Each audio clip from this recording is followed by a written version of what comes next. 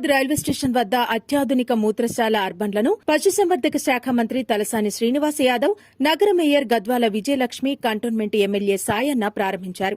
సికింద్రాబాద్లోని అత్యంత రద్దీగా ఉండే రైల్వే స్టేషన్ ఎదుట అత్యాధునిక సదుపాయాలతో మూత్రశాలలు నిర్మించి ప్రజలకు అందుబాటులోకి తీసుకొచ్చినట్లు మంత్రి తలసాని శ్రీనివాస్ యాదవ్ తెలిపారు.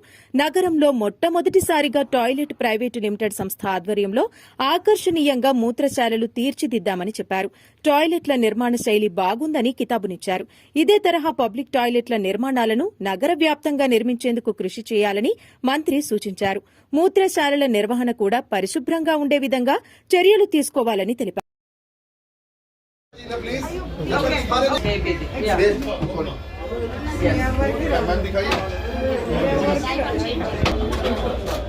So you're taking 5 rupees.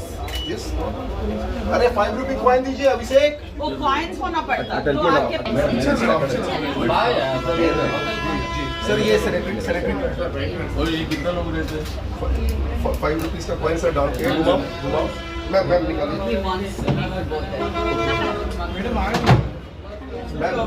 Ma'am निकालिए एक मिनट डाल. अरे एकड़ किधर से डालना फोटो दे नहीं सीधा जी सब कुछ मुझे ना हां yes come yes okay I got it. So you just put it and then it will come. Fine. Madam sir okay sir सबको बोल दे madam ओ बाइक इधर नो भाई इधर अच्छा ऐसा मैडम फिर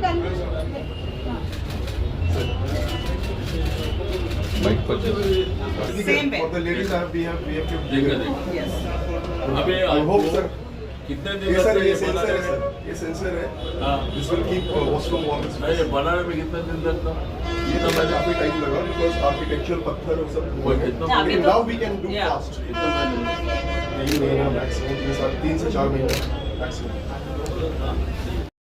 ఈరోజు అర్బన్ లు అనేసి toilets and toilets private limited వారు ఏదైతే ఈ సికింద్రాబాద్ స్టేషన్ లోపల ఏదైతే నిర్మాణించిండ్రో చాలా అద్భుతంగా నిర్మాణించిండ్రో.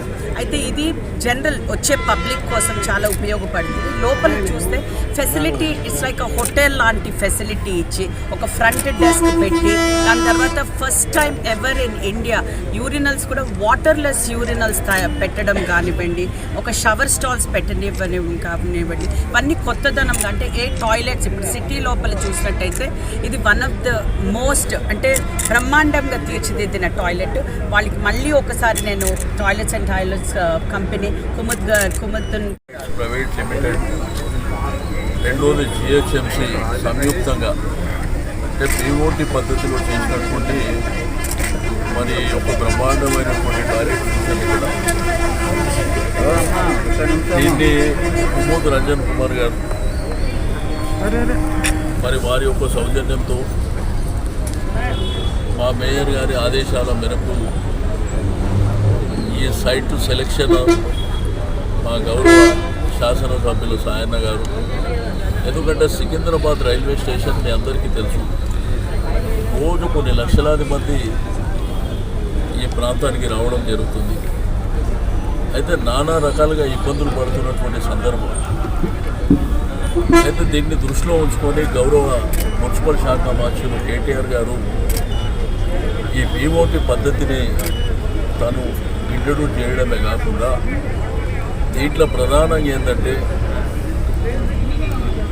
మనకు వచ్చి ఎందుకంటే ఫాస్ట్గా గ్రో అవుతున్నటువంటి సిటీ ఈరోజు ఏంటంటే భారతదేశమే కాకుండా ప్రపంచాన్ని కూడా ఆకర్షిస్తున్నటువంటి హైదరాబాద్.